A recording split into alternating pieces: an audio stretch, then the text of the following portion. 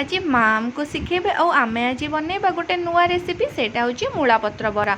आपण मानक मध्यरु किछि लोक मूला पत्र को फिंगी दियंती किंतु सेथरे गोटे सुंदर और सहज रेसिपी बनि परिबो। आपण माने जानि चंदे कि तो चलंतु आज शिखेबा।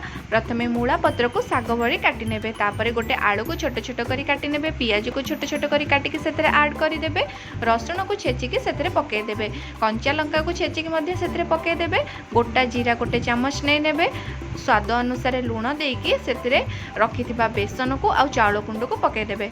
चाउल गुंड सब बेले बेसन ठारू कम रखिकी पकेबे। सेतिरे पानी देकी भल भाबरे चकटी नेबे, जेमती पकोड़ी छाणला भलिया बैटरटा बनै देबे।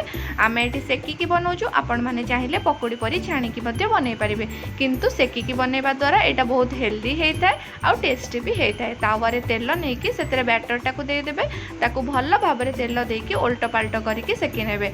तो एबे रेडी हे गला हमर गरमा गरम मूला पत्र बरा, जोटा कि खाइबारे बहुत ही टेस्ट होता है। तो आपण माने निश्चिंत घरे ट्राए करंतु आउ टेस्ट करके देखंतु एटा केते टेस्टी हेची। आमे बनै कि प्रथमे मोना को टेस्ट करबा, मोना टेस्ट करके कहले आर टेस्टटा बहुत ही बढ़िया हेची। तो आपण माने भी एई भली बनांतु, खांतु आ मजा नियंतु आ कमेंट बॉक्स रे हमकु जणांतु केते टेस्ट बनिची।